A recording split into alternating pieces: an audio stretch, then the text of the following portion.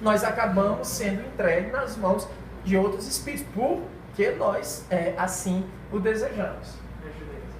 Foi nesse momento, dizíamos que o jovem magnetizador que estava presente, por uma circunstância sem dúvida providencial, veio sem qualquer provocação, afirmar e desenvolver sua teoria, destruindo por um lado o que fazíamos por outro. Tivemos que lhe expor com energia que ele praticava uma ação má e que assumia a terrível responsabilidade da razão e da vida dessa moça infeliz. O que era que o magnetizador dizia? Olha, os espíritos são potências sobrenaturais.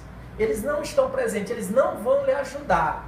Você, através... O magnetizador queria que ela acreditasse nele, no poder que aquele magnetizador tinha. Dizia que espíritos não existem. Ele falava isso para ela. Não é que ele dizia que eles não... Até o Kardec explica. Não é que ele dizia que eles não existiam. Eles diziam que eles não estavam tão distantes que não se preocupava com aquele tipo de trabalho. O Kardec diz, é uma maneira de dizer que os espíritos não existem. É uma maneira sutil, invertendo a coisa, né? Então, na hora que o Kardec explicava para ela observar os anjos, o anjo da guarda, os bons espíritos, na hora o magnetizador apareceu. E o Kardec descreve a postura do magnetizador. Ele diz assim, muito cheio de ciência, assim, ele era conhecido, tinha um grande poder. O Kardec até diz assim, ele realmente tinha um grande poder fluídico, porém não tinha humildade. E aí atrapalhava. Veja o Kardec sendo enérgico, dizendo assim, você vai ser responsável pela vida dessa moça. Porque do jeito que ela estava, ela iria morrer. As crises estavam se tornando cada vez mais violentas. Assim. Agora que você vai ter um diálogo, isso a gente só vai encontrar na Revista Espírita, porque nos chamados 5 livros, que são os principais, são a base, mas você tem que ler a obra como um todo, também já foi citado. Nos 5 principais você só tem a teoria. A prática você não encontra. Tem algumas citações, mas a prática, o diálogo, você não encontra ali. Então veja que aqui nós vamos ter um diálogo de Kardec conversando com uma pessoa que passava por um processo de possessão. Olha como é que ele fala, olha as perguntas que ele fazia. Minha filha, tenha confiança em Deus. É o começo de tudo. A gente precisa confiar em Deus. Se não confia em Deus, não adianta. Minha filha, tenha confiança em Deus. Olhe em sua volta. Você não vê os bons espíritos? Aí a moça responde, é verdade, disse ela. Vejo espíritos luminosos que Fredegunda não ousa encarar. Fredegunda era o espírito mau que a possuía. Tinha sido uma rainha de um comportamento muito autoritário, tinha mandado, dentro do contexto histórico que ela vivia, ela tomou decisões equivocadas e acreditava muito no seu próprio poder. Então depois vai ter um diálogo com a Fredegunda, que é muito interessante as reflexões que ela faz. Mas a moça diz, veja o que o Kardec pediu, confie em Deus e observe que você tem amparo. Aí ela disse que veio, né? Verdade, aí o Kardec diz, então, são eles que a protegem e não permitirão que o mau espírito vença. Implore a sua assistência, ore com fervor, ore sobretudo por Fredegunda. Não, coloquei um pouquinho. Vamos lá. Isso aqui é muito importante. Quando ele diz que aqui, são eles que a protegem, os bons, não permitirão que o mau espírito vença. Implore a assistência dos bons espíritos e ore com fervor por si e ore, sobretudo, pelo espírito. Essa percepção, essa inversão que é difícil da gente realizar. Da gente orar por quem nos persegue e nos calúnia. Essa é que é a grande dificuldade. Veja como é que ela vai responder. Por ela jamais poderei. Não, orar por ela é demais também, eu não vou conseguir. Aí o Kardec diz, cuidado.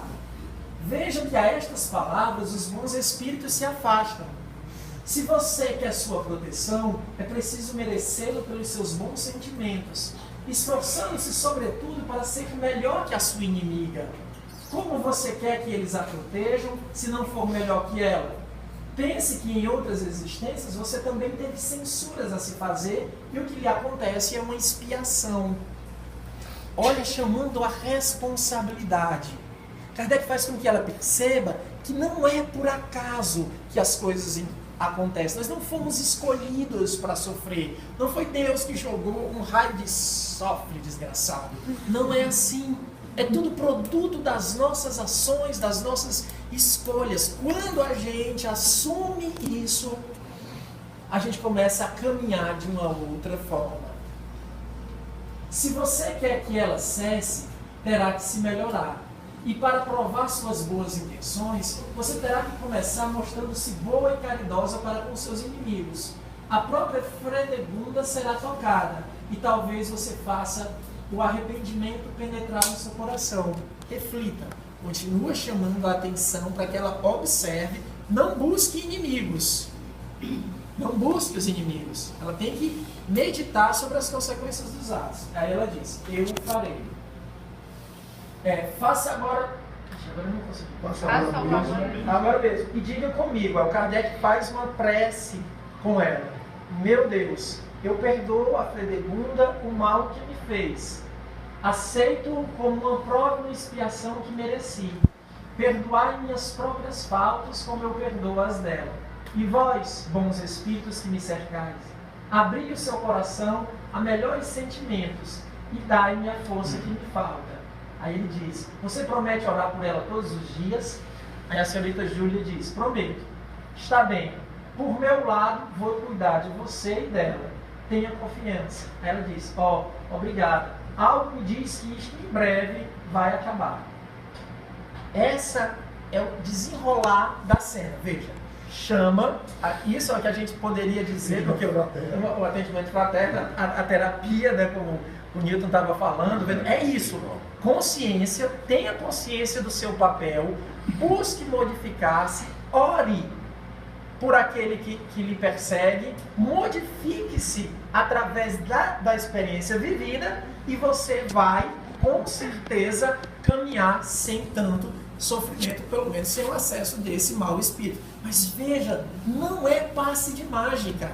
A responsabilidade está dada. Ele orienta, ele diz o que tem de fazer. Agora, cabe à senhorita Júlia fazer a parte dela. Porém, não para aí.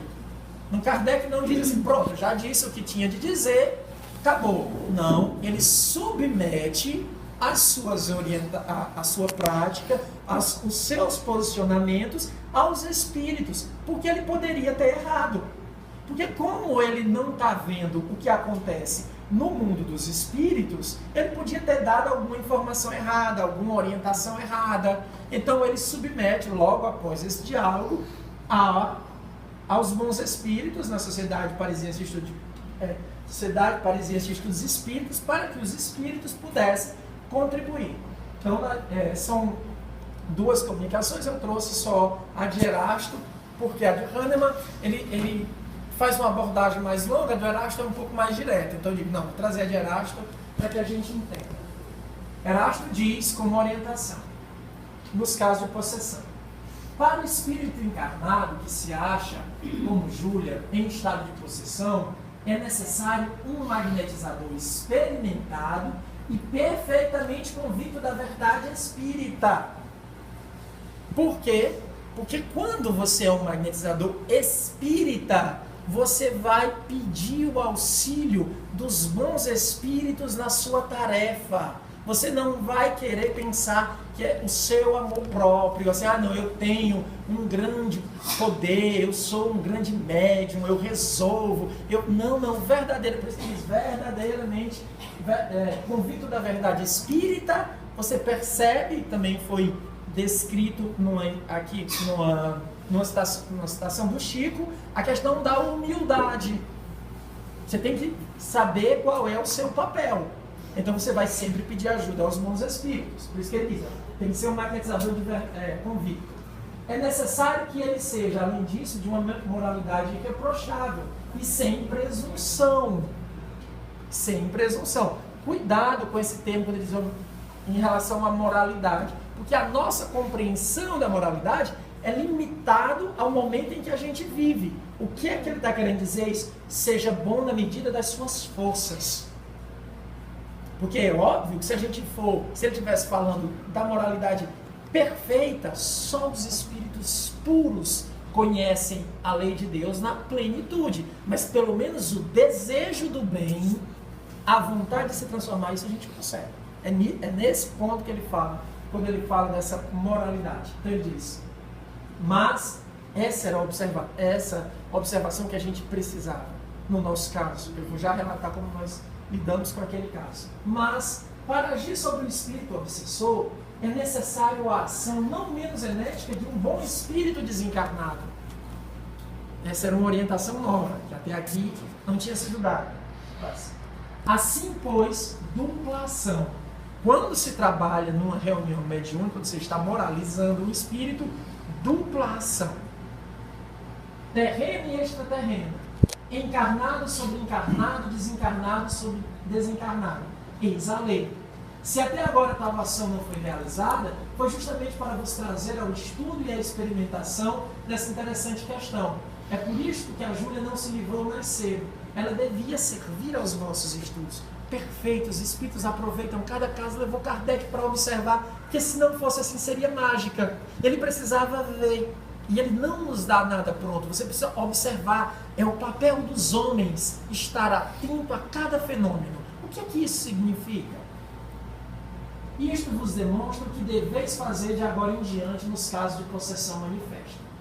É indispensável chamar em vossa ajuda um concurso de um espírito elevado, gozando ao mesmo tempo de força moral e fluídica, como, por exemplo, o excelente Curadares. E sabeis que podeis contar com a assistência desse digno e santo Vianney. Além disso, nosso concurso será dado a todos os que nos chamarem em seu auxílio com pureza de coração e fé verdadeira. Se você chama com pureza de coração e fé verdadeira, você pode sempre contar com ninguém menos que Erasto para lhe ajudar. Ele se coloca à disposição. Ainda dá dicas. Olha, chamei alguém tipo Vianney, que era um homem bom. Era um espírito que tinha desencarnado há pouco tempo, mas todo mundo sabia que tinha se dedicado a fazer o bem. Era um espírito que tinha dado em vida prova da sua bondade. Chame alguém desse, por quê? Porque esse espírito vai ter moral para falar com os espíritos, ajudar para amenizar na procissão. Resumindo, quando magnetizarem Júlia, será preciso começar pela fervorosa evocação do Curadares e de outros bons espíritos que se comunicam habitualmente entre vós, pedindo-lhes que hajam contra os maus espíritos que perseguem essa moça, os quais fugirão ante as falanges luminosas. Também é preciso não esquecer que a prece coletiva tem uma força muito grande, quando feita por um certo número de pessoas agindo em sintonia, com uma fé viva e um ardente desejo de aliviar. Erasto. Então a gente tinha esse texto, lembrar assim, e agora? Vamos tentar ajudar a senhora N. E na nossa reunião de vibração, nós começamos o caso numa segunda-feira. Numa quinta-feira, nós estávamos reunidos em prece. Na última quinta-feira do mês, nós nos reunimos em prece. Todos da casa vêm para cá, os trabalhadores da casa ficam em prece por aquelas pessoas que sofrem. Então a gente vem toda última quinta-feira do mês fazer essa prece. E, como nada é por acaso, essa jovem foi trazida para a nossa casa nessa última quinta-feira. Porque os espíritos já sabiam como era que a coisa ia acontecer. Então tem que ser nessa semana e é na quinta-feira que ela vai chegar. Quando eu cheguei, eu vim de carona com alguém, sempre veio de carona, né? Todo mundo sabe. Tem vários médios de transporte aqui que me trouxeram. Quando a gente chegou, ela já estava aqui numa crise terrível. Se torcia pelo chão, olha, não dava. Não deu tempo de passar a porta. Por quê? Porque o espírito queria que ela não ficasse aqui. Então a situação era séria. E a gente, eu lembro quando eu cheguei, a gente estava aplicando passe.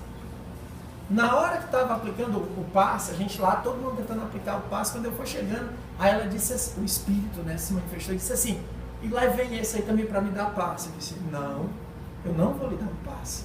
Eu vou dar um passe na senhorita N, quem vai dar o passe